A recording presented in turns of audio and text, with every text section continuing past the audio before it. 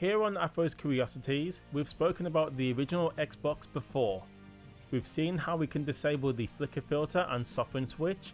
I've shown you the difference between progressive scan and interlaced video output. And now I want to see how the Portta fares against the OSSC when using the component cables on Xbox. It's a showdown between these two upscalers yet again, because the Xbox has a strong case for the Portta thanks to a lot of the games having 480p and above support. Will the Portta be good enough for most people wanting a decent experience for a modded or NTSC based Xbox? I used 480p, 720p and even 480i supported games to find out how things change for the two upscalers. The OSSC was tested in 2x and pass-through mode, whereas the Portta used its 1080p output mode. Let's see how well the two get on. We begin with Dead or Alive 3. I'm a huge fan of the series, and playing this on the OSSC at 480p Line 2X is a treat. Sharp yet smooth looking and full of nice details to really showcase the Xbox's power. The Portta is okay and gets the job done, but it looks over sharpened and the colours look odd with some sort of colour noise occurring. The visuals look a bit messy compared to the smooth looking OSSC footage and comparison. For £30 the Portta will be a decent start, but the OSSC's Line 2X mode really is a step above.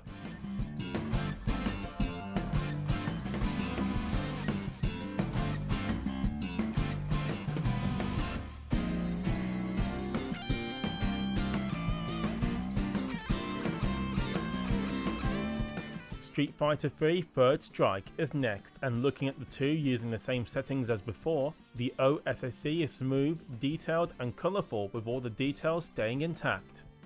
The Portta comes across as messy with too much saturation in the colours and looking over sharpened and with colour noise in the footage.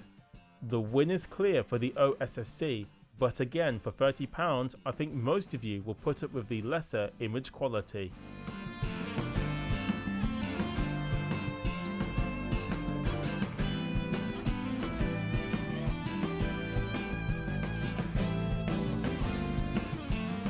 Broken Sword works in 480i only. Yes, not all Xbox games support progressive scan modes.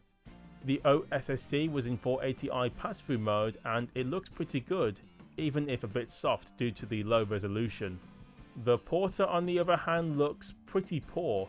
The image is all wrong, especially with the clear colour banding right across the footage. If this didn't occur, the Portta would still be an okay choice, but clearly it struggles with lower interlaced resolutions.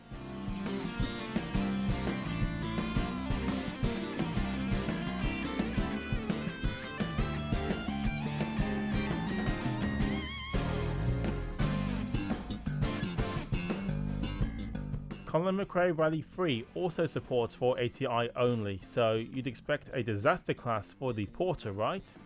No, it actually looks better here. Yes, there's still video noise from the Portta and there's dithering or some other video noise across the screen, whereas the OSSC is clean and deinterlaces well when I use my OBS Yadif 2X deinterlacing filter. Goes to show that good deinterlacing can make a difference.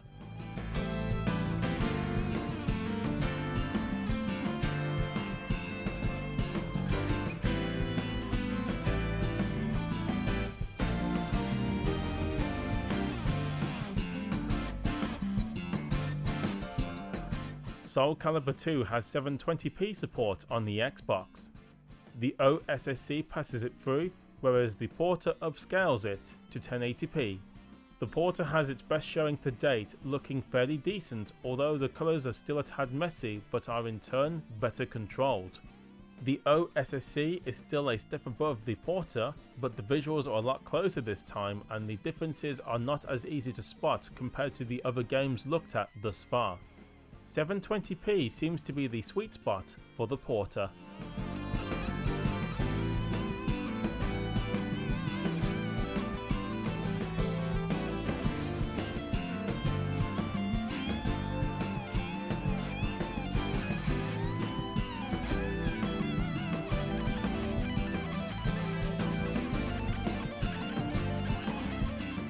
Black uses 480p, and as expected, the OSSC goes well ahead in sharpness and colour accuracy.